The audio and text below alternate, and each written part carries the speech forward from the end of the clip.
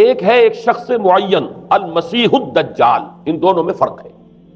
معلوم ایسا ہوتا ہے کہ ایک تو شخص ہوگا جس کا ظہور ہوگا، وہ شخص معین ہوگا، اور اگر احادیث کا تتبع کیا جائے تو معلوم ہوتا ہے کہ وہ یہود کا کوئی بہت بڑا لیڈر ہوگا،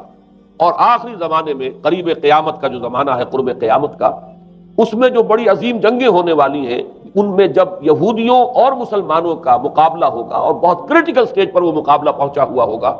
اس وقت حضرت مسیح علیہ السلام کا نزول ہوگا، اور وہ دجال اکبر کو یا المسیح الدجال جسے کہا گیا ہے اس کو وہ قتل کریں۔ تو المسیح الدجال یہ تو ایک شخص معین، البتہ دجالی فتنہ صرف ایک شخص معین کے ساتھ نہیں متعلق، بلکہ اس کے لیے جو احادیث آئی ہیں ان کا جب ہم تتبع کرتے ہیں، ان سب کو جب جمع کرتے ہیں تو معلوم ہوتا ہے کہ وہ ایک خاص کیفیت ہے، ایک خاص دور میں کچھ ایسی کیفیات پیدا ہو جائیں گی کہ جن کو دجالی فتنے سے تعبیر کیا گیا ہے۔ وہ کیفیات کیا ہیں؟ میں کچھ احادیث کے حوالے سے وہ میں نوٹ کر کے لایا ہوں، آج آپ کے سامنے رکھ رہا ہوں۔ پہلی بات یہ معلوم ہوتی ہے کہ اس دور میں، اس دجالی فتنے میں، انسان کو جو قواعد طبعیہ ہیں، جو قدرت کی طاقتیں ہیں، کائناتی قوتیں ہیں، ان پر غیر معمولی غلبہ، اختیار حاصل ہو جائے گا، اور وہ دجال متصرف ہوگا ان تمام قواعد طبعیہ پر، بالکل ایسے انداز میں جیسے کبھی انبیاء کرام علیہ السلام کو اللہ تعالیٰ معجزے عطا فرماتا ہے۔ وہ معجزے کہ جو اللہ تعالیٰ کے فضل و کرم سے اللہ کے رسولوں کو عطا ہوئے ہیں، گویا کہ وہ سب کی سب کیفیات ہیں کہ جو دجال کے بارے میں قرآن مجید یا احادیث نبیہ میں وارد ہوئی۔ مثلا پہلی بات یہ بتائی گئی کہ اس کے لیے فاصلہ بے معنی ہو کر رہ جائے گا، انتہائی تیز رفتاری ہوگی جو اسے حاصل ہوگی۔ چنانچہ الفاظ یہ ہے کالغیث استدبرت الريح، وہ ایک ایسے طوفان کے مانند جو ہے وہ سیلاب آئے گا کہ جیسے کوئی بہت زوردار آندھی جو ہے اس کے ساتھ طوفان آیا کرتا ہے۔ آپ سائیکلون کا تصور کیجئے کہ جس طریقے سے وہ ایک انتہائی تیز رفتار ہوا جو ہے وہ طوفان کو لے کر آتی ہے، اس طور سے وہ فتنہ پھیلے گا۔ ایک اور حدیث میں الفاظ ہیں فَلَا تَدَعُ قَرْيَةً إِلَّا حَبِطَتْهَا فِي 40 لَيْلَةً، یہ مسلم شریف کی روایت ہے حضرت نواس ابن سمعان رضی اللہ تعالیٰ عنہ۔ کوئی قریہ تک نہیں چھوڑے گا دنیا کی کوئی آبادی چھوٹی سے چھوٹی جس میں وہ نہیں پہنچ جائے گا 40 دن کے اندر اندر۔ یہ اس کی تیز رفتاری کا عالم ہوگا، گویا کہ میں تعبیر کر رہا ہوں اسے ان الفاظ سے کہ فاصلہ بے معنی ہو کر رہ جائے۔ اسی کے ضمن میں بعض اور روایات آئی ہیں۔ سواری جو ہے اس دجال کی، اس کو گدھے سے تعبیر کیا گیا ہے، اس لیے کہ ظاہر بات ہے اس دور میں اور کسی شے کا اگر تذکرہ کیا جاتا ہوائی جہاز کا یا راکٹس کا تو وہ تو لوگوں کی سمجھ میں نہ آتا، اور پہلے انہیں ساری سائنس پڑھانی پڑتی تب وہ الفاظ استعمال کرتے، لہذا وہ اس کا خچر، اس کا جس پر سواری ہوتی ہے، لیکن اس کی تیز رفتاری کے لیے الفاظ آئے ہیں کہ اس کا ایک قدم اگر مکے میں ہوگا تو دوسرا قدم شام میں جا کر پڑے، اور الفاظ یہ آئے ہیں کہ اس کے دونوں کانوں کے درمیان فاصلہ جو ہے وہ 40 باع کا یعنی 80 ہاتھ کا ہوگا۔ بلکہ حضرت علی رضی اللہ تعالیٰ عنہ کے خطبے میں جو اس کا بیان ہوا ہے کہ اس کا ایک کان جو ہے وہ 30 ہاتھ لمبا کان ہوگا اس کا۔ ابھی ذرا یہ صرف احادیث آپ سنتے جائیے، پھر اس کے بارے میں ان سب کو جوڑ کر جو ہمیں نتیجہ نکالنا ہے اس پر گفتگو بعد میں ہوگی۔ اسی طرح آواز کا معاملہ کہ اس کی آواز 4 دانگ عالم میں بیک وقت سنی جائے۔ الفاظ یہ ہے ینادی بصوت لہو یسمع لہو ما بین الخافقین، وہ ایک ایسی آواز کے ساتھ پکارے گا کہ جسے مشرق و مغرب کے مابین رہنے والا ہر شخص سنے گا۔ اس کی آواز جو ہے گویا کہ وہ تمام فاصلوں کے جو پردے ہیں اس کے لیے وہ حائل نہیں رہیں گے، بلکہ یہ کہ اس کی آواز جو ہے پوری دنیا میں مشرق و مغرب میں بیک وقت سنائی دے گی۔ تیسری بات معلوم ہوتی ہے کہ علاج معالجہ وہ اس انتہا کو اور عمل جراحی اس انتہا کو پہنچ جائے گا۔ یہاں وہ الفاظ آئے ہیں جو قرآن مجید میں حضرت مسیح کے معجزات کے لیے آئے۔ حضرت مسیح کے الفاظ میں ابرئ الاکمہ والابرص، کہ میں مادر ذات اندھے کو اور جو کوڑھ کا مرض تو ان دونوں کو میں ٹھیک کر دیتا ہوں۔ حضرت مسیح علیہ السلام صرف ہاتھ پھیرتے تھے اور مادر ذات جو نابینا ہے، اندھا، بینائی اس کی آ جاتی تھی، اور کوڑھی جو ہے اس کے جسم پر ہاتھ پھیرتے تھے، اس کا کوڑھ درست ہو جاتا۔ ابرئ الاکمہ والابرص، وہی الفاظ آئے حدیث میں کہ دجال کو یہ قدرت حاصل ہو جائے گی۔ نمبر 2 یہ کہ وہ یحیی الموتیٰ، جیسے کہ حضرت مسیح کے الفاظ ہیں وہ احیی الموتیٰ، میں زندہ کرتا ہوں مردے کو۔ حضرت مسیح فرماتے تھے ایک مردے کو قم باذن اللہ، اور وہ کھڑا ہو جاتا تھا۔ بالکل اسی طریقے سے دجال کو بھی قدرت حاصل ہو جائے گی کہ وہ مردوں کو زندہ کرے گا۔ مزید وضاحت ایک حدیث میں یہ ہے کہ وہ ایک شخص کو آری کے ساتھ بیچ میں سے چیرے گا، 2 ٹکڑے کر دے گا، پھر سینے گا اور زندہ کر دے گا۔ معلوم یہ ہوا کہ علاج معالجے کا علم اور دوسرے یہ کہ جراحی کا علم جو ہے وہ اپنی ان بلندیوں کو پہنچے گا کہ اس حد تک انسان کی رسائی ہو جائے گی۔ چوتھی بات، اس کو زمین اور فضا پر اس قدر غلبہ حاصل ہو جائے گا، الفاظ یہ حدیث کے یامر السماء فتمطر، وہ آسمان کو حکم دے گا بارش برسا اور وہ بارش برسائے گا، والارض فتنبت، اور زمین کو حکم دے گا کہ فصلیں اگا اور وہ اگائے گی، ویمر بالخربۃ فیقول لها اخرجی کنوزک، اور وہ کسی ویرانے پر سے گزرے گا اور اسے حکم دے گا، ویران چٹیل میدان، اور حکم دے گا کہ اپنے خزانے نکال، اور فرمایا اس کا نتیجہ یہ نکلے گا فتتبعہ کنوزها، تو اس زمین کے جو خزانے ہیں وہ نکل کے اس کے ساتھ چلنے شروع ہو جائیں گے۔ زمین پر قدرت، فضا پر قدرت، بارش کا حکم ہوگا وہ بارش ہو جائے گی، آسمان بارش برسائے گا، زمین اپنے خزانے اگل دے گی۔ پانچویں بات، وَيُبْعَثُ مَعَهُ الشَّيَاطِينُ عَلَى صُورَةِ مَن مَاتَ، اس کے ساتھ کچھ ایسے شیاطین مبعوث ہوں گے کہ جو ان صورتوں کو اختیار کریں گے ان لوگوں کی جو مر چکے، من الآباء والأمہات والمعارف، جو آباء و اجداد اور مائیں اور دادیاں اور جو بھی جان پہچان والے لوگ ہیں جو فوت ہو چکے ہوں گے، وہ ان کی صورت اختیار کریں گے۔ فَتَأْتِيَ أَحَدَهُمْ فَيَقُولُ أَلَسْتُ فُلَانًا أَلَسْتَ تَعْرِفُنِي، پھر وہ آئے گا اور وہ شیاطین آئیں گے اور انسان سے کسی سے بات کریں گے، کیا تم مجھے نہیں پہچانتے؟ کیا میں تمہارا فلاں رشتہ دار نہیں ہوں؟ اپنی نشانیاں بیان کریں گے اور لوگ پہچانیں گے۔ یہ وہ احادیث ہیں کہ جن کا جو نتیجہ نکلتا ہے اب اس کو پہچان لیجئے۔ وہ نتیجہ یہ ہے کہ حضور صلی اللہ علیہ وسلم نے دجالی فتنے کے جو اوصاف بیان کیے یا جو علامات بیان کی، ان کا حاصل یہ ہے کہ سائنس اور ٹیکنالوجی کی وہ بلندیاں انسان کو حاصل ہو جائیں گی کہ جو چیزیں کبھی رسولوں کے معجزوں سے ظہور پذیر ہوتی تھیں، وہ قوانین طبیعہ پر تصرف کے باعث خود انسان کرنے لگے گا۔ یہ ہے در حقیقت حاصل۔ چنانچہ آج آپ دیکھیے وہ جو اس کا گدھا ہے وہ ہمارے آج کل کے ہوائی جہاز ہے، اور آپ کو معلوم ہے کہ یہ رڈار جو ہیں ان کے ہوائی جہازوں کے، یہ بالکل اینڈز پر ہوتے ہیں، ان کے بازوؤں پر، اور یہی ان کے کان ہیں، انہی سے انہیں وہ معلومات حاصل ہوتی ہیں۔ خود ان کی لمبائی چوڑائی جو ہے وہ کتنی ہے، اور پھر یہ کہ ان کے درمیان فصل جو ہے وہ 80 ہاتھ کا یا 40 باہ کا وہ موجود ہے، اور جہاز کی ایک اڑان اب تو کہیں بات پہنچ گئی کہ آپ کو معلوم ہے کہ پوری دنیا کے گرد بھی ایک جہاز جو ہے وہ چکر لگا لیتا ہے چند گھنٹوں کے اندر۔ لیکن یہ ہے کہ عام جو رفتار ہے اس میں بھی ایک پڑاؤ سے دوسرے پڑاؤ تک، ایک جگہ سے جس کو ہاپ کرنا کہتے ہیں، یہ بھی کم سے کم 500-700 میل کا عام طور پر سفر جو ہے وہ جہاز طے کر رہا ہے۔ اسی طریقے سے ہماری جو سائنس کی، خاص طور پر جو طبی سائنس ہے، اب اس میں جس طریقے سے کہ زندہ رکھا جاتا ہے انسانوں کو، اور وہ ویجیٹیبل چاہے کہا گیا ہے ان کو ہیومن ویجیٹیبلز، لیکن یہ کہ دل کی دھڑکن بھی چلائے جا رہے ہیں، خوراک بھی پہنچا رہے ہیں، آدمی جو ہے وہ زندہ سال ہر سال تک زندہ پڑا رہتا ہے۔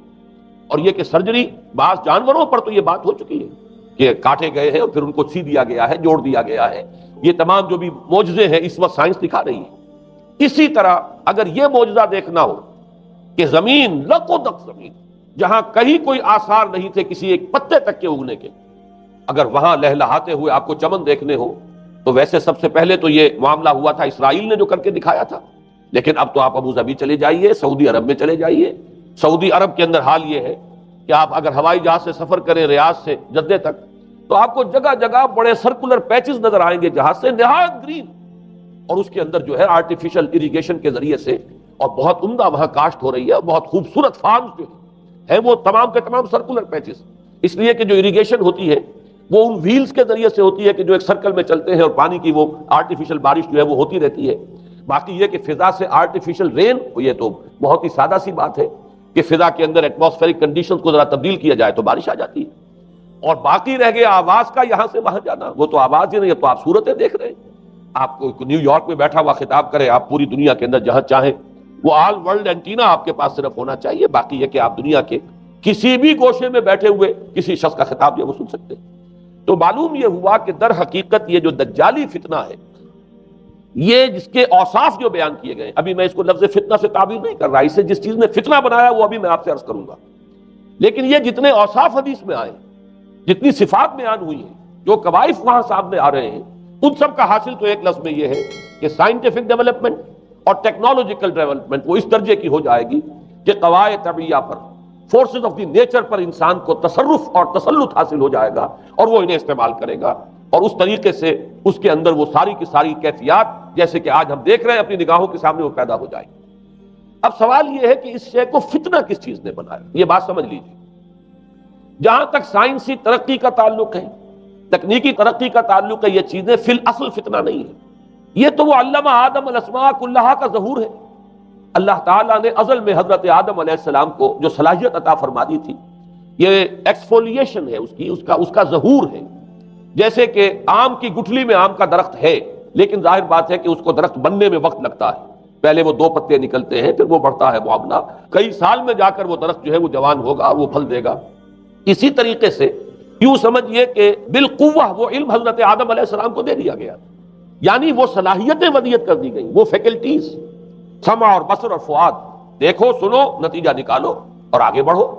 آپ نے چیز دیکھی، ایک سنی، نتیجہ نکالا، اس کو نوٹ کیا، آگے بڑھے، پھر کوئی چیز دیکھی، پھر کوئی سنی، اپنے سابق جو نتیجہ آپ نے نکال کر محفوظ کیا تھا اپنی میموری میں، اس کے ساتھ اس کو ٹیلی کیا، کوئی اور نتیجہ نکل آیا اور آگے بڑھے۔ تو یہ تو سٹیپ بائی سٹیپ، قدم با قدم انسانی علم آگے بڑھ رہا ہے۔ یہ ہرگز فتنہ نہ ہوتا،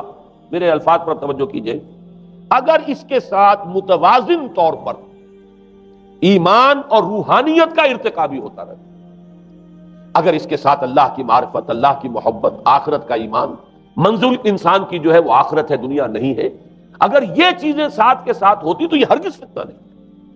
فتنہ در حقیقت اسے جس نے بنایا ہے وہ یہ ہے کہ کچھ ایسے اسباب ہوئے ہیں، اور وہ اسباب آج مجھے بیان کرنے کہ در حقیقت موجودہ عیسائیت اس کا سب سے بڑا سبب ہے۔ اس کے نتیجے میں ایک بہت بڑا گیپ ہے، اپالنگ گیپ ہے، بڑا مہیب خلا ہے، بڑی وسیع خلیج ہے جو حائل ہو چکی ہے کہ ایمان اور روحانیت ختم ہوتے چلے گئے، اور یہ ٹیکنیکل اور سائنٹیفک ڈیولپمنٹ بڑھتی چلی گئی۔ ان دونوں کے درمیان جو مہیب خلا پیدا ہوا ہے اس نے اسے فتنہ بنا دیا ہے، اور عظیم ترین فتنہ بنا دیا ہے۔ ورنہ اگر اس کے ساتھ ہی اللہ پر ایمان، آخرت پر ایمان، اور انسان کے اندر ایمانی کیفیات، اس کی روحانی کیفیات اگر یہ بھی برقرار رہتی، بلکہ اس کے ساتھ متوازن طور پر ان کو ترقی کرنا چاہیے تھی، تو یہ ہرگز فتنہ نہیں ہے۔ تو پہلی بات یہ سمجھ لیجئے کہ اگرچہ دجالی فتنے کے جو صفات، اس کے اوصاف، اس کی علامات، اس کے مظاہر جو بھی حدیث کے ذریعے سے ہمیں معلوم ہے، جس کا میں نے ابھی آپ کے سامنے تذکرہ کیا، وہ سب در حقیقت تعبیر ہے اس دور کا جو محاورہ ہے، اس دور کی جو زبان ہے، اس دور میں جن الفاظ سے گفتگو کی جا سکتی تھی، اس دور کے ایڈیم میں آج کی جو سائنٹیفک اور ٹیکنالوجیکل ترقی ہے، گویا کہ اس کی تعبیر کی گئی ہے کہ وہ دجالی فتنہ ہوگا۔ لیکن اس شے کو فتنہ بنانے والی شے در حقیقت یہ ہے کہ ایک بہت بڑی خلیج حائل ہو چکی ہے ایمان اور روحانیت، اور دوسری طرف سائنٹیفک اور ٹیکنالوجیکل ڈیولپمنٹ میں ان دونوں کے درمیان اتنا بودھ اور فصل پیدا ہو گیا ہے کہ جس کی وجہ سے اس نے فتنے کی شکل اختیار کی۔ اس کا سبب کیا ہے، آج ہمیں اس پر غور کرنا ہے۔ دیکھیے حضرت مسیح علیہ السلام کا دین، اور جیسا کہ میں نے عرض کیا ہے سورہ کہف کے پہلے رکوع میں تذکرہ انہی کا ہو رہا ہے، وَيُنذِرَ الَّذِينَ قَالُوا اتَّخَذَ اللَّهُ وَلَدًا مَا لَهُم بِهِ مِنْ عِلْمٍ وَلَا لِآبَائِهِمْ كَبُرَتْ كَلِمَةً تَخْرُجُ مِنْ أَفْوَاهِهِمْ يَقُولُونَ إِلَّا كَذِبًا فَلَعَلَّكَ بَاخِعٌ نَفْسَكَ عَلَىٰ آثَارِهِمْ إِن لَّمْ يُؤْمِنُوا بِهَٰذَا الْحَدِيثِ أَسَفًا۔ ان آیات کا پہلے ترجمہ آپ سن لیجئے، جو پہلی آیات ہے ان کا ترجمہ ہم کر چکے ہیں۔ کل حمد اس اللہ کے لیے ہے جس نے اپنے بندے پر کتاب نازل فرمائی اور اس میں کوئی کجی نہ رکھی، جو بالکل سیدھی ہے اور خبردار کرتی ہے ایک ایسی بڑی عظیم اور مہیب جنگ سے کہ جو خاص اللہ کی طرف سے ہوگی، اور بشارت دیتی ہے مومنین کو جو نیک عمل کریں کہ ان کے لیے بہت بڑا اور بہت عمدہ اجر ہے، ماکثین فیہ ابدا، وہ اس میں رہیں گے ہمیشہ ہمیشہ۔ وَيُنذِرَ الَّذِينَ قَالُوا اتَّخَذَ اللَّهُ وَلَدًا، اب دوہرا کر بات آئی، اور تاکہ خبردار کر دے ان کو جنہوں نے یہ کہا کہ اللہ نے کسی کو اپنا بیٹا بنایا۔ مَا لَهُم بِهِ مِنْ عِلْمٍ، نہیں ہے ان کے پاس اس کے بارے میں کوئی علم، وَلَا لِآبَائِهِمْ، نہ ان کے آباء و اجداد کے پاس کوئی علم تھا، کوئی عقلی دلیل نہیں، کوئی اللہ کی اتاری ہوئی کسی کتاب میں، اللہ کے اتارے ہوئے کسی صحیفے میں اس کے لیے سند نہیں۔ وَلَا لِآبَائِهِمْ كَبُرَتْ كَلِمَةً تَخْرُجُ مِنْ أَفْوَاهِهِمْ، بہت بڑی بات ہے کہ جو نکل رہی ہے ان کے منہوں سے، إِن يَقُولُونَ إِلَّا كَذِبًا، نہیں بول رہے یہ، نہیں کہہ رہے یہ مگر جھوٹ۔ فَلَعَلَّكَ بَاخِعٌ نَفْسَكَ عَلَىٰ آثَارِهِمْ، تو اے نبی صلی اللہ علیہ وسلم شاید کہ آپ اپنے آپ کو ہلاک کر لیں گے ان کے آثار پر۔ یہ آثار کے لفظ کو میں ابھی جو کٹو رکھ رہا ہوں، بعد میں اس کی وضاحت کروں گا۔ إِن لَّمْ يُؤْمِنُوا بِهَٰذَا الْحَدِيثِ أَسَفًا، اگر یہ لوگ ایمان نہ لائے اس حدیث پر، یہ حدیث قرآن، اس پر اگر یہ ایمان نہ لائے، جیسے کہ وہاں فرمایا گیا تھا اگر رحمت خداوندی میں داخل ہونا ہے اے بنی اسرائیل تو یہ شاہدرہ ہے رحمت خداوندی کا قرآن حکیم، آؤ اور داخل ہو جاؤ۔ یہاں پر ان عیسائیوں کو متنبہ کیا جا رہا ہے، اگر وہ اس حدیث پر، یہ حدیث اللہ کی کتاب، احسن الحدیث کتاب متشابہہ فبأی حدیث بعدہ یؤمنون، اگر اس اللہ کی حدیث پر، اللہ کی کتاب پر یہ ایمان نہ لائے تو جو ان کے آثار ہوں گے، جو نتائج نکلیں گے، ان پر اے نبی شاید کہ آپ اپنے آپ کو صدمے اور رنج اور غم سے ہلاک کر لیں۔ یہ ہے در حقیقت وہ آیات کے جن میں تذکرہ ہو رہا ہے عیسائیت کا، لیکن عیسائیت سے مراد کیا ہے اسے سمجھیے۔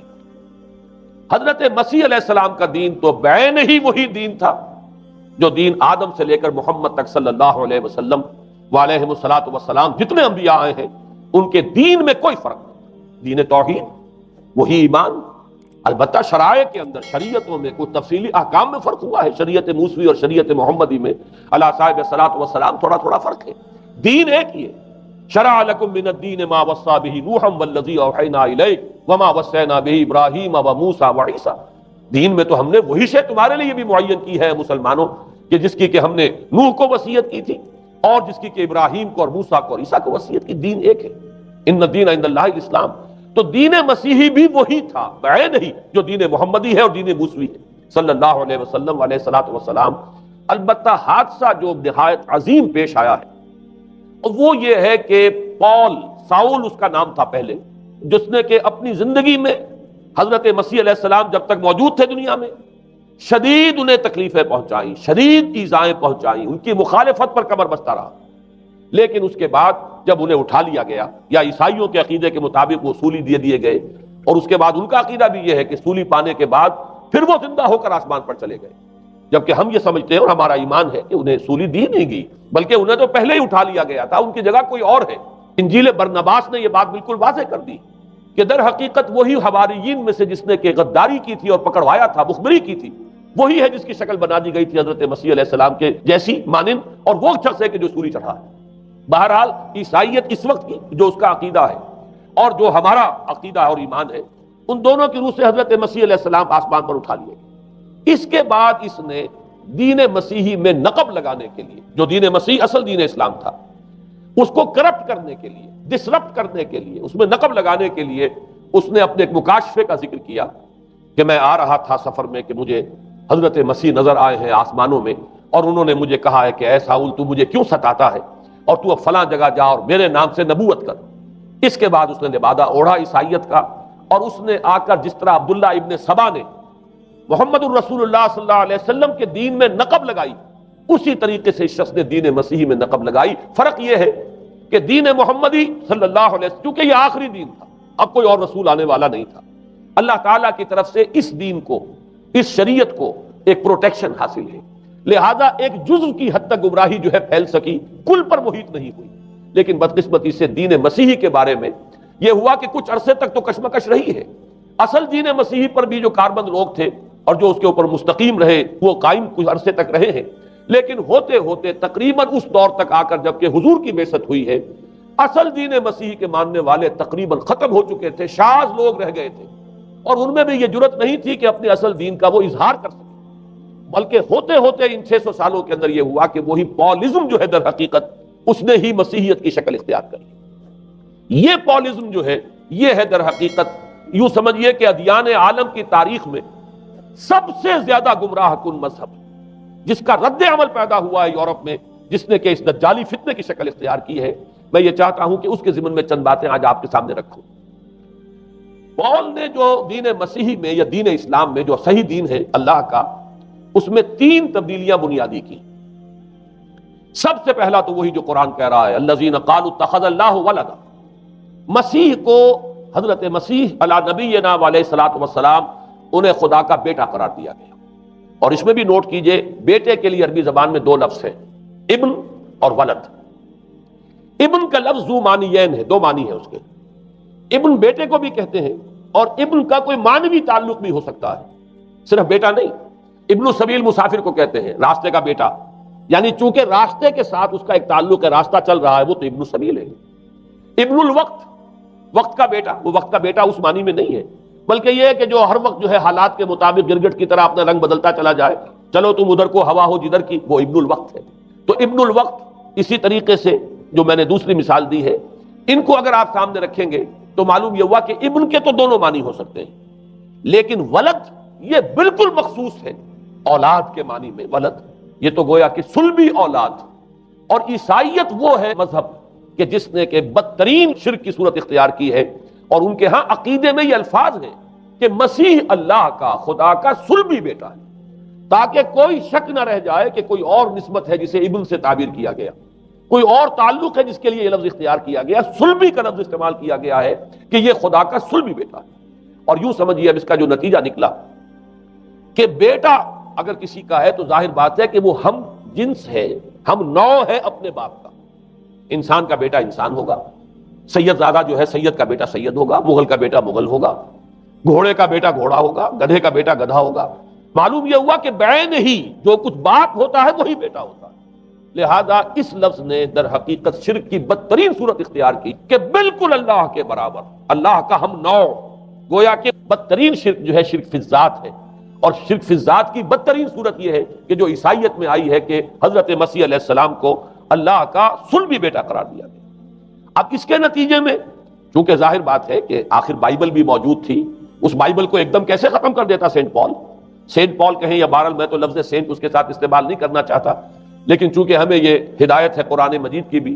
کہ جو باطل معبود بنا لیے جاتے ہیں انہیں بھی ہم کوئی ان کے لیے توہین والے الفاظ استعمال نہ کریں،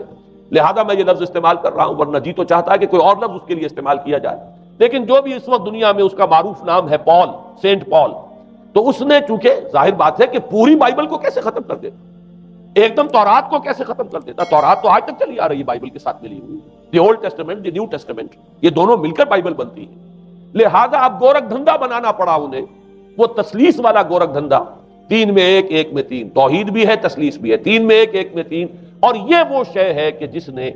عقیدے کا تعلق عقل سے منقطع کر دیا. اس سے سمجھ میں آنے والی بات ہے، 3 میں 1 1 میں 3 ایک گورکھ دھندا ہے. نتیجہ انہوں نے یہ نکالا کہ ڈوگما در حقیقت اس کا عقل سے کوئی تعلق نہیں، ڈوگما بس عقیدہ ہے، اور اس عقیدے ہی کے اوپر سارے دین کی بنیاد ہے. باقی وہ عقل میں آئے نہ آئے، عقل کے لیے قابل قبول ہو یا نہ ہو، یہ بات اچھی طرح سمجھ لیجئے کہ اگرچہ ہمارے ہاں بھی ہم بھی یہ بات کہتے ہیں کہ بہت سے حقائق جو ہے کائنات کے وہ ایسے ہیں کہ جن تک عقل کی رسائی نہیں، اس کے لیے ہم مجبور ہیں، محتاج ہیں وحی کی ہدایت کے. لیکن 2 چیزوں میں فرق کیجئے، ایک ہے عقل سے ماورا ہونا اور ایک ہے عقل کے خلاف ہونا. ان دونوں چیزوں میں زمین و آسمان کا فرق ہے. ایک وہ حقائق ہے کہ جو عقل از خود ان تک رسائی حاصل نہیں کر سکتی، لیکن جب وہ سامنے آتے ہیں تو عقل تسلیم کرتی ہے کہ ہاں یہ بات سمجھ میں آتی ہے. ایک وہ چیزیں ہیں کہ جن کو عقل تسلیم نہیں کرتی. تو ایک ہے مخالف عقل، ایک ہے ورائے عقل. ان دونوں میں زمین و آسمان کا فرق ہے. ہمارے دین میں تو عقل کو اپیل کیا گیا ہے، لعلکم تعقلون، لعلہم یعقلون، اولو الالباب الذین یعقلون. اب ظاہر بات ہے کہ عقل کو ہاتھو برہانکم ان کنتم صادقین، لاؤ دلیل اپنی. تو دلیل سے عقل سے اپیل کی گئی. اور اس میں وہ رشتہ جو میں نے کئی مرتبہ بیان کیا علامہ اقبال کے اشعار کے حوالے سے کہ عقل گو آستاں سے دور نہیں، اس کی قسمت میں پر حضور نہیں. اور گزر جا عقل سے آگے کہ یہ نور چراغ راہ ہے، منزل نہیں.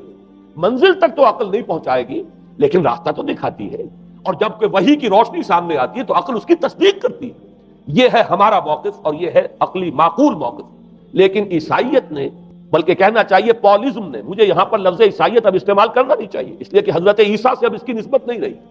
حضرت عیسیٰ سے اس کی نسبت جو ہے یہ مس نومر ہے، یہ غلط نام ہے. دی 100 کا مصنف جو ہے ڈاکٹر مائیکل ہارٹ، اس نے یہ بہت بڑی بات کہی ہے.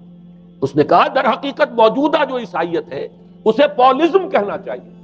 یہ پالزم ہے، کرسچینٹی نہیں. اس لیے کہ در حقیقت حضرت مسیح علیہ السلام کی تعلیم جب تک وہ دنیا میں تھے وہ یہ نہیں تھی کہ جو پال نے دی. البتہ اس نے پال کو بہت بڑا شخص مانا، اس میں کوئی شک نہیں، اس لیے کہ اس نے تاریخ کے ایک دھارے کا جو ہے وہ رخ موڑ دیا ہے. اللہ تعالیٰ کے صحیح دین کو گویا کہ قلع قمع کر کے ایک نیا دین اس طریقے سے پھیلایا ہے کہ آج بھی شاید دنیا میں کثیر ترین تعداد عیسائیت ہی کے نام لیواؤں کی ہے، واللہ عالم، یا شاید گوتم بدھ کے ماننے والوں کی ہے. بہرحال یہ کہ بہت بڑی تعداد میں آج حضرت مسیح علیہ السلام کی طرف جو منسوب ہے غلط طور پر دین، اس کے نام لیوا دنیا میں. اس اعتبار سے وہ یقیناً اس کا تو حق رکھتا ہے کہ اس کا نام بھی اس کتاب میں آئے کہ جس نے تاریخ کے اوپر اثرات اپنے پیدا کیے. اور حضرت مسیح علیہ السلام جب تک دنیا میں تھے، عیسائیت کی حقیقت بنی اسرائیل یا یہودیت کے ایک فرقے سے زیادہ نہیں تھی. ڈیٹیچ نہیں ہوا تھا یہ دین حضرت موسیٰ علیہ السلام کے دین سے. لیکن یہ کہ پال نے اسے بالکل ایک مستقل بذات ایک جداگانہ دین کی شکل دے دی ہے، تو یہ پالزم ہے. پالزم نے در حقیقت سب سے پہلا کام یہ کیا کہ عقل سے بالکل تعلق منقطع کر دیا. عقیدہ ڈوگما جو ہے وہ خلاف عقل، جو بات عقل میں آئے نہ آئے بس مان لی۔ تو پہلی تو یوں سمجھیے کہ نقب جو لگی ہے دین کے اندر وہ اس تسلیس کے حوالے سے، اور تسلیس کا گورکھ دھندا خلاف عقل، لہذا ڈوگما کی جو کا لفظ جو استعمال ہوا ہے کہ بس اس کو تو ہم مانیں گے چاہے وہ عقل کے لیے قابل قبول ہو چاہے نہ ہو۔ دوسرا، اس سے بھی زیادہ آپ دیکھیے ایک سے ایک بڑھ کر اینٹ رکھی جا رہی ہے۔ خشت اول چونے حد میں مار کر تاثریا امیر ابد دیوار کچ۔ دوسرا، کفارے کا عقیدہ جو مبنی ہے صلیب کے عقیدے پر۔ مسیح نے انتہائی ذلت کی موت، یعنی صلیب کی موت جو ہے وہ خود کہتے ہیں کہ انتہائی ذلت کی موت ہے۔ یہ ذلت کی موت کا پیالہ اس لیے پیا تاکہ اس کے ماننے والوں کی طرف سے کفارہ ادا ہو جائے۔ مسیح کفارہ ادا کر چکا ہے، اب جو شخص بھی مسیح کو مان لے گا اس کی گویا کہ نجات ہو گئی، اس کا عمل سے کوئی تعلق، عمل ہو نہ ہو، بد کردار ہو، اچھا کردار والا ہو، نیک ہو، بھلا ہو، جیسا بھی ہو، برا ہو، بدماش ہو، لچا ہو، لفنگا ہو، مسیح کو مان لے صرف ماننے پر، اس لیے کہ مسیح تو اس کی طرف سے کفارہ پیش کر چکا۔ سارے گناہوں کا کفارہ جو ہے مسیح نے انتہائی ذلت آمیز موت جو ہے قبول کر کے گویا کہ اپنے ماننے والوں کے تمام گناہوں کا کفارہ دے دیا۔ یہ دوسرا عقیدہ۔ اس کا نتیجہ کیا نکلا؟ تسلیس نے عقل سے تعلق توڑ دیا تھا مذہب کا، اس نے عمل سے تعلق توڑ دیا۔ ڈوگما ہی ڈوگما ہے، نہ عقل سے کوئی تعلق نہ عمل سے کوئی تعلق، کوئی تعلق نہیں رہا۔ دین کی جڑیں جو ہے دونوں اعتبار سے، دین تو نام ان دو چیزوں کا، الا الذین آمنوا وعملوا الصالحات، دونوں کی گویا کہ جڑیں منہدم ہو گئیں، بنیادیں منہدم ہو گئیں، جڑیں کاٹ دی گئیں کہ نہ اس کا تعلق عقل کے ساتھ ہے نہ عمل کے ساتھ۔ تیسری بات آئی ہے، اس نے کہا شریعت منسوخ۔ یہ عجیب ہے، دیکھیے جسے آئرنی آف فیٹ کہتے ہیں انگریزی زبان میں۔ ابھی تک بائبل کے اندر سینٹ میتھیو کے جو روایت ہے، متی کی انجیل جسے کہا جاتا ہے gospel of the Lord according to Saint Matthew, اس میں جو سرمن آف دی ماؤنٹ ہے، ایک واعظ ہونے کے اعتبار سے واقعتاً میں اس کی عظمت کا بڑا قائل ہوں، عظیم ترین واعظ ہے دنیا کا۔ اس کے شروع میں یہ الفاظ موجود ہیں، don't think I have come to destroy law, ہرگز یہ نہ سمجھنا کہ میں شریعت کو ختم کرنے آیا۔ وہ یہ کہہ کر گئے تھے کہ شریعت موسوی تم پر لاگو رہے گی، عائد رہے گی، لیکن پال نے تیسرا نقب لگایا، شریعت ساقط کر دی۔ اس کی ضرورت کیوں محسوس ہوئی یہ بھی سمجھ لیجئے۔ حضرت مسیح یہ کہہ کر گئے تھے کہ میں صرف بنی اسرائیل کے لیے آیا ہوں، میں اسرائیل کے گھرانے کی کھوئی ہوئی بھیڑوں کی تلاش میں آیا ہوں۔ انجیل میں یہ الفاظ آج بھی موجود۔ حضرت مسیح نے اپنے حواریین کو جب بھیجا ہے کہ اب جاؤ تبلیغ کرو میری طرف سے، اس کی ہدایتوں میں ایک ہدایت یہ بھی ہے کہ تمہیں صرف اسرائیلیوں تک تبلیغ کرنی ہے، باہر نہیں، میں صرف اسرائیلیوں کی طرف رسول بنا کر بھیجا گیا ہوں۔ یہ الفاظ بھی موجود ہیں، اگرچہ اس وقت کے انجیل میں جو الفاظ ہیں وہ تو میں سمجھتا ہوں کہ حضرت مسیح علیہ السلام کے شایان شان نہیں ہے، وہاں کوئی نہ کوئی تحریف ہوئی ہے لفظی،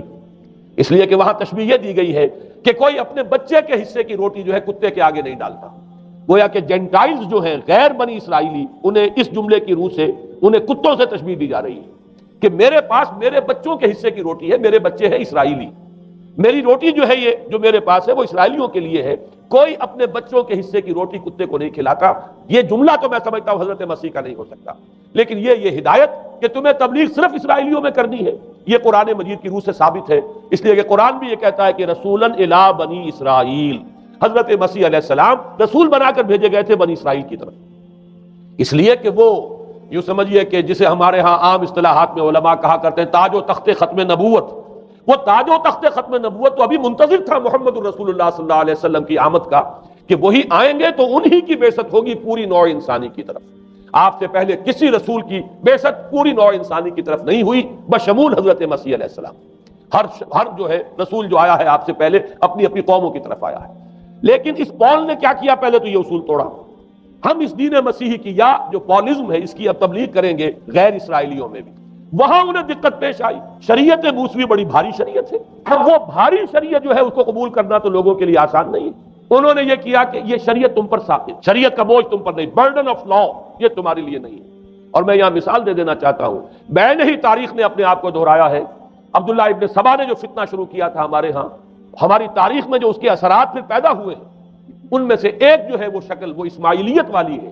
کہ اسماعیلیت نے بھی بین ہی یہی شکل اختیار کی ہے۔ ہندوستان میں آ کر جب اسماعیلی داعیوں نے جب تبلیغ کی ہے تو شریعت ساقط کر دی۔ آج آپ کو جو اسماعیلی ملیں گے ان کے ہاں کوئی شریعت نہیں ہے، کوئی نماز نہیں، مسجد ان کی ہوتی نہیں، جماعت خانہ ہوتا ہے، وہ کلب گھر ہے، آتے ہیں جمع ہوتے ہیں، کھانا کھاتے ہیں، اللہ اللہ خیر صلی اللہ کو باتیں چیتیں کرتے ہیں، ان کے اوپر شریعت ہے ہی نہیں، نہ روزہ ہے نہ نماز ہے۔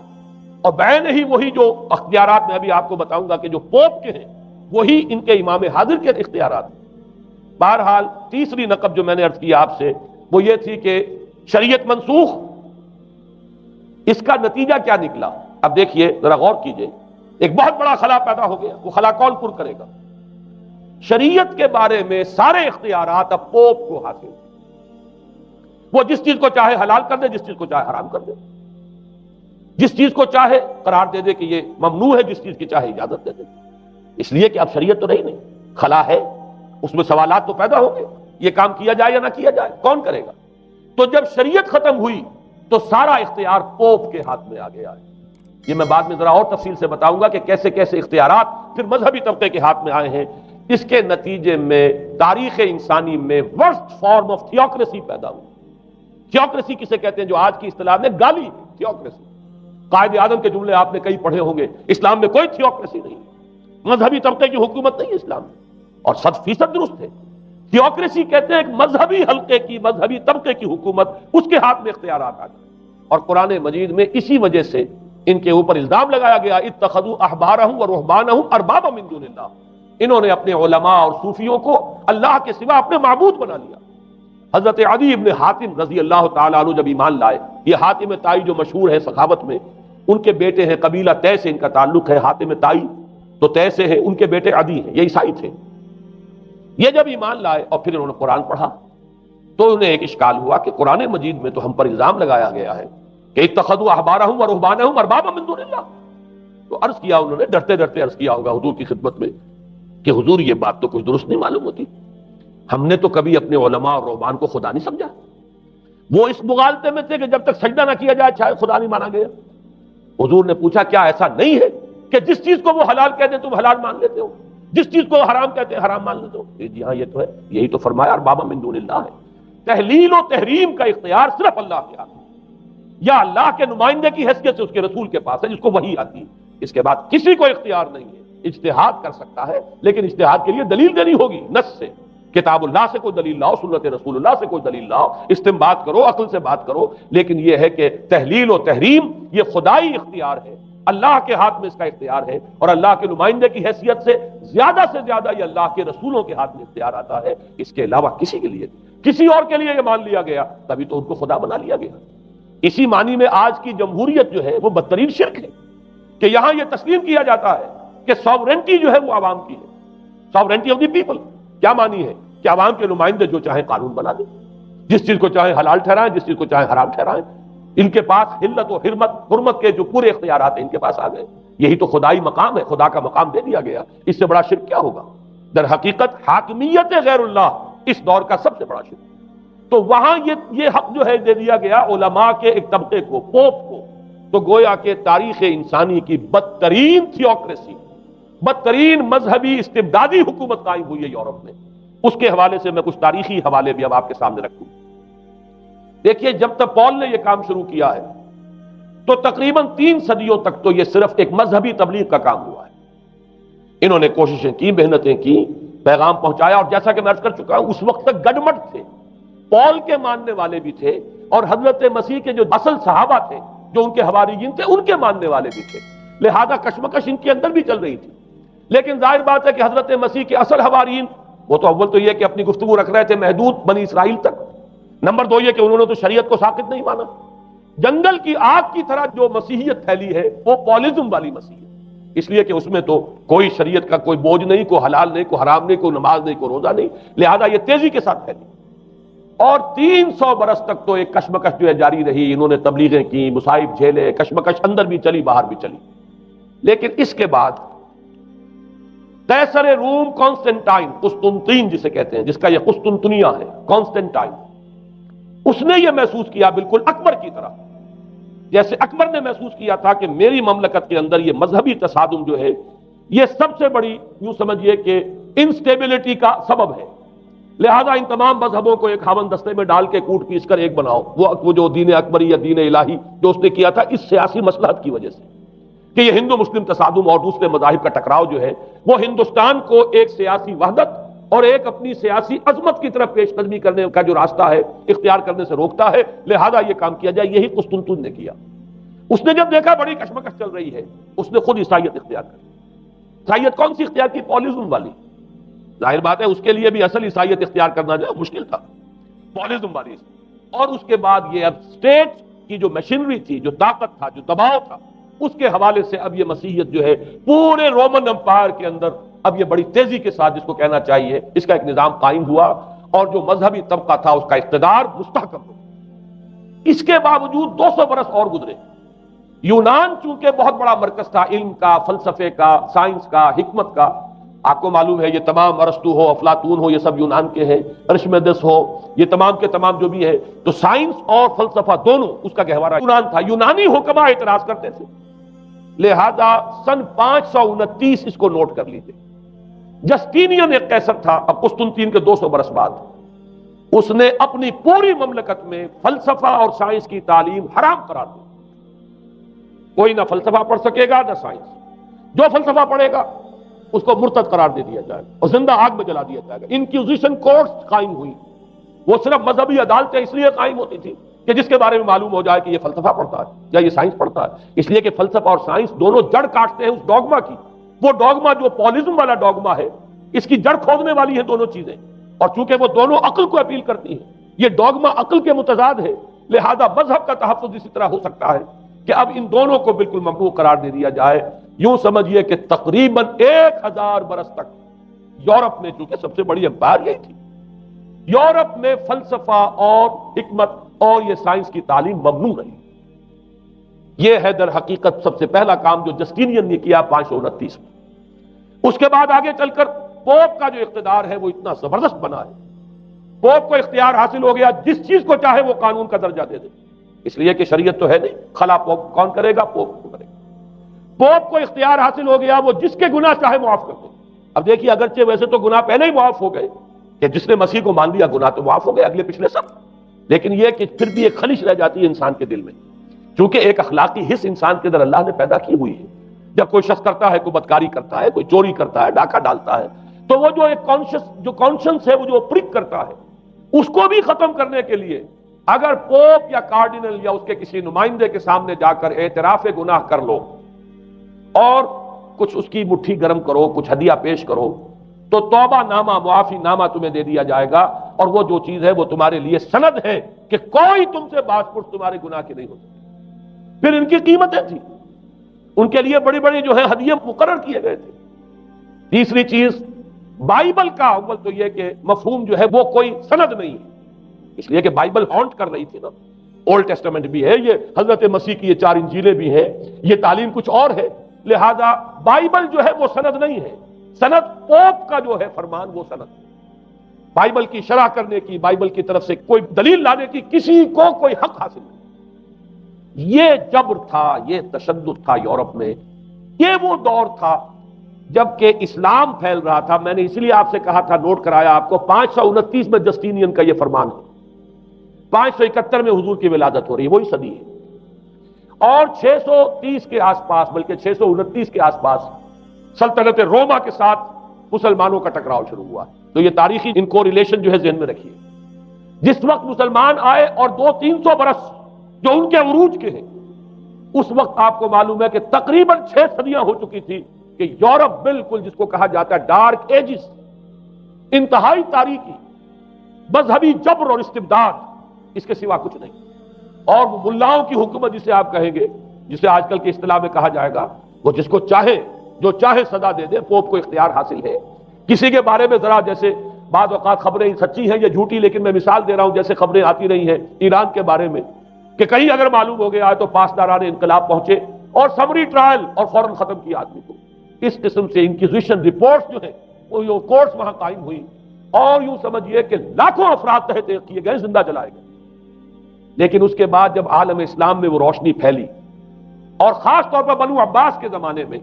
اب بھاگ بھاگ کر وہاں جو بھی تھے فلسفے کے اور سائنس کے کوئی دلچسپی رکھنے والے، وہ بھاگ کر عالم اسلام میں آ گئے۔ یہاں اب وہ کتابیں جو ہیں ان کے ترجمے ہوئے، خاص طور پر مامون اور ہارون الرشید کے زمانے کے اندر یہ علم جو ہے ہندوستان سے بھی لیا، یونان سے بھی لیا مسلمانوں نے، اور اس کے بعد یہ غرناطہ اور قرطبہ کی یونیورسٹیوں کے ذریعے سے اس علم نے پینیٹریٹ کیا ہے دوبارہ یورپ میں۔ دیکھیے سرکل کیسے بنا ہے، یونان کا علم آیا ہے پہلے عالم اسلام میں، مڈل ایسٹ میں، اور پھر ادھر سے ہو کر چکر کھا کر اور اسپین کی یونیورسٹیوں کے ذریعے سے یورپ میں انٹروڈیوس ہوا ہے۔ اس وقت پھر اصلاح مذہب کی تحریک شروع ہوئی، اور ساتھ ہی تحریک احیاء العلوم رینیسنس، اس کے نتیجے میں وہاں بیداری پیدا ہوئی۔ لیکن یہ بیداری اب آپ نوٹ کر لیجئے، ایک تو پروٹیسٹنٹ مذہب پیدا ہوا، اور کئی سو برس تک تصادم رہا کیتھولکس کے اندر اور پروٹیسٹنٹس میں۔ پورے اسلام کی تاریخ میں کبھی اتنے خونی فسادات نہیں ہوئے ہیں، کبھی بھی شیعہ سنی فساد بھی کبھی اتنا نہیں ہوا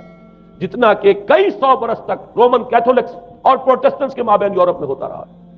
بلکہ اس میں تو ایسے ایسے واقعات آتے ہیں کہ لگ بھگ 10 لاکھ افراد جو ہیں وہ ختم ہوئے ہیں۔ یہ آپس کا تصادم جو تھا، پروٹیسٹنٹ مذہب جو پیدا ہوا اصلاح مذہب کی تحریک کے ذریعے سے، اور وہ رومن کیتھولک پاپائیت والا نظام، ان کے درمیان جو تصادم ہوا، 10 لاکھ کی تعداد بتائی جاتی ہے کہ آدمی مارے گئے۔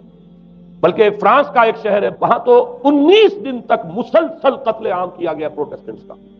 اور وہاں حاملہ عورتوں کے جو ہے پیٹ چاک کر کے بچے نکال کر ان کو بھی جو ہے ختم کیا گیا۔ یہ سارا ظلم جو ہے وہاں ہوا ہے، تصادم ہوا ہے۔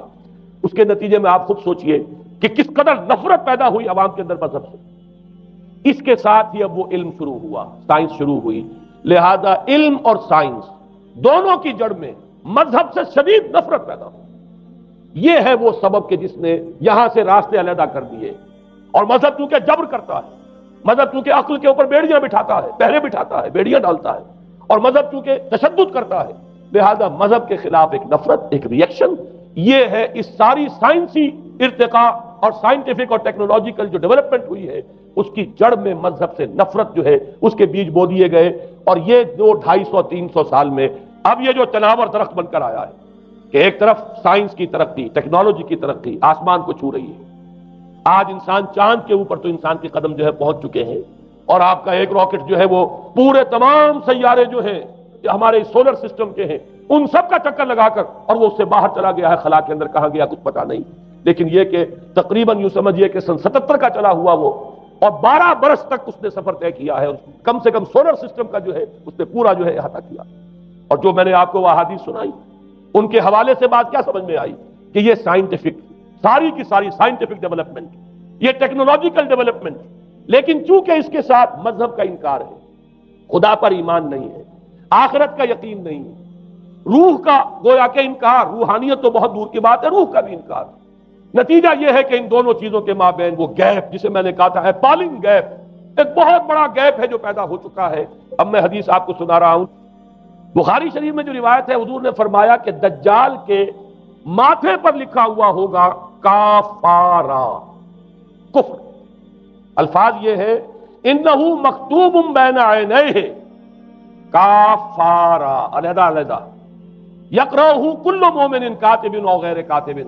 وہ اس طرح نمایاں لکھا ہوا ہوگا کہ ہر شخص اسے پڑھ لے گا، چاہے وہ لکھنے والا ہو چاہے نہ ہو، لکھا پڑھا ہو چاہے نہ ہو۔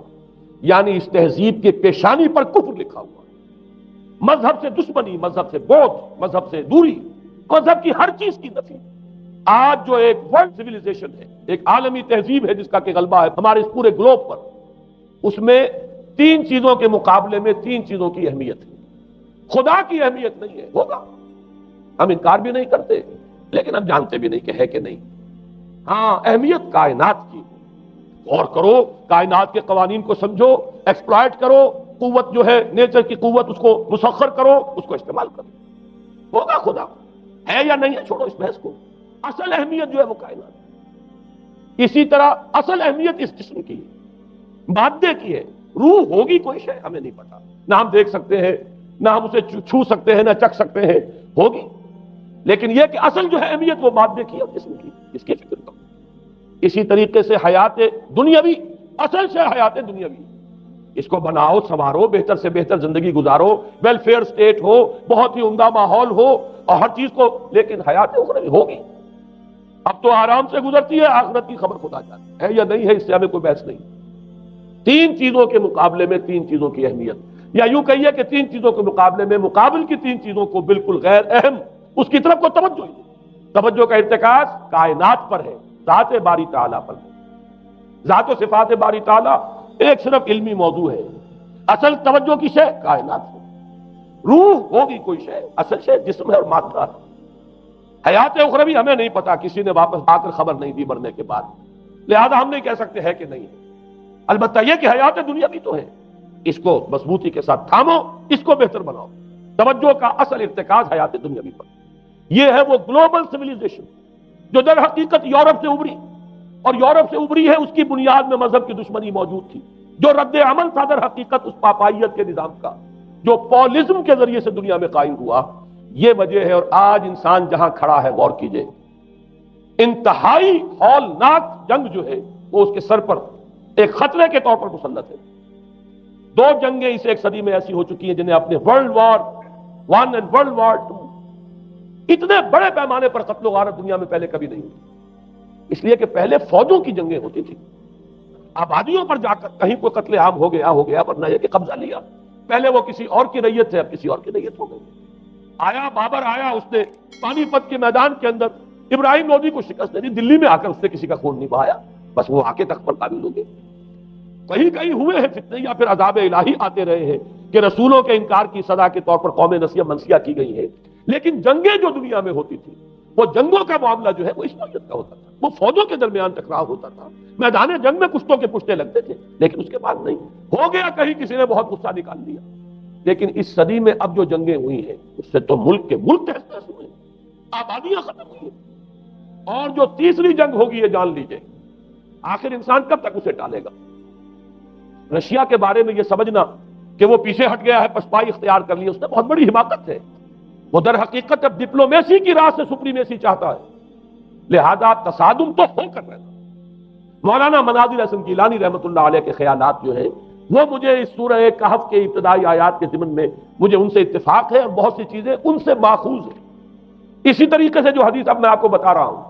میرے سامنے اس کا متن نہیں ہے، مولانا حامد میاں رحمۃ اللہ علیہ انہوں نے مجھے یہ بتایا تھا کہ جو میں نے جمع کیے ہیں حالات و واقعات، قیامت سے پہلے جو حالات و واقعات پیش آنے والے ہیں، جن کی پیشین گوئی احادیث میں ہیں،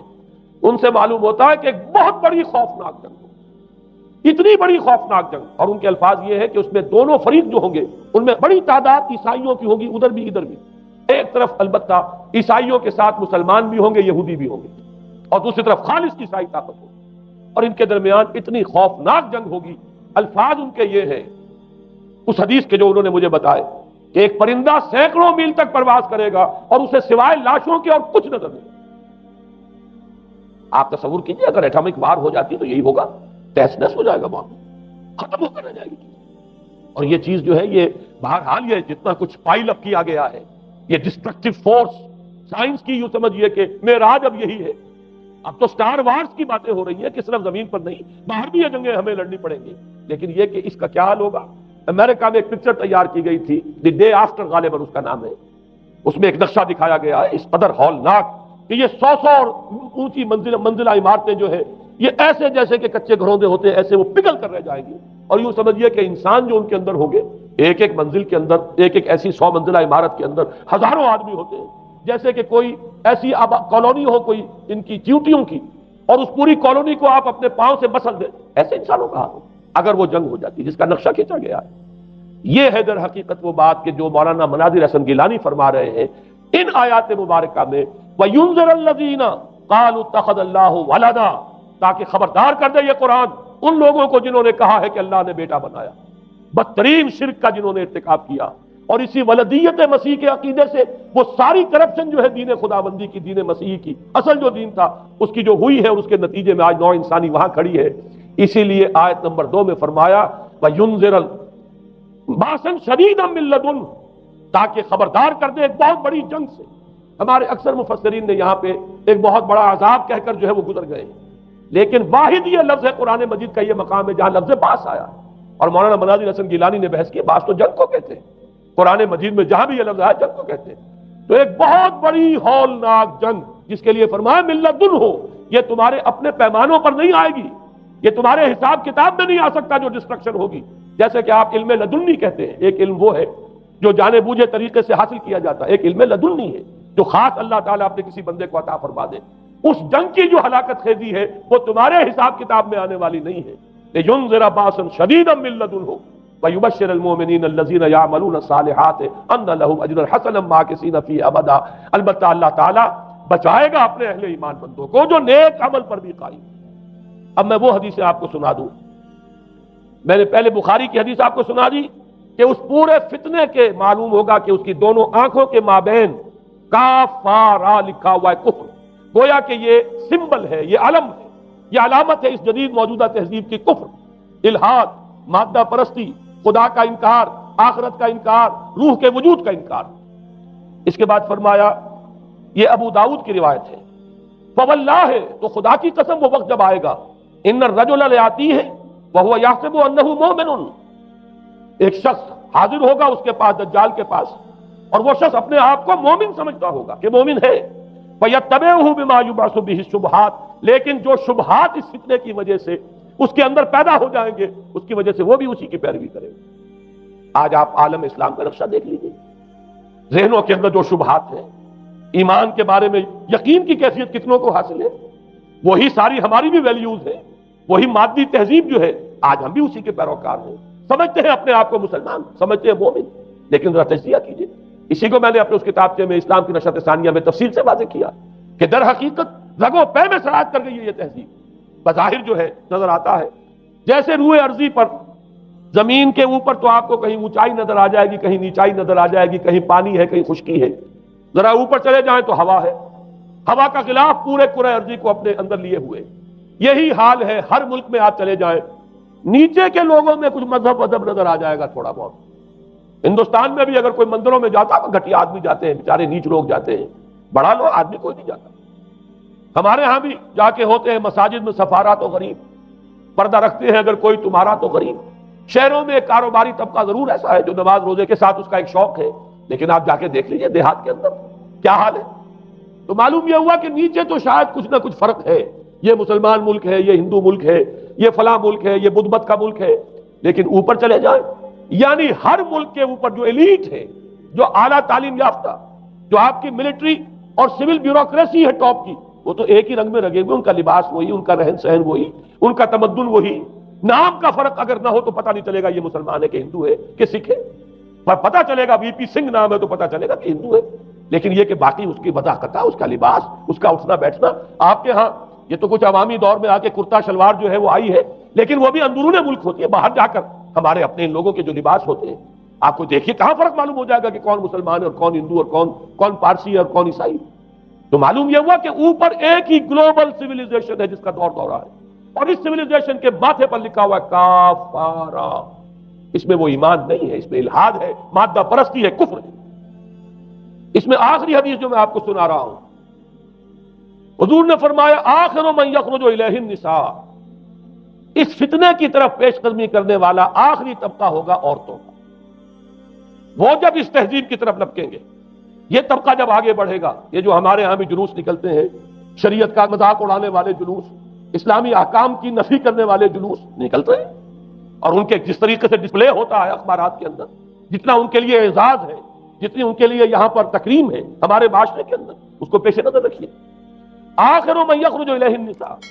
حتی ان الرجل لیرجع الی امہ و ابنتہ و اختہ و عمتہ فیوثقھا رباطا، یہاں تک کہ ایک بندہ مومن کا حال یہ ہو جائے گا کہ وہ دوڑے گا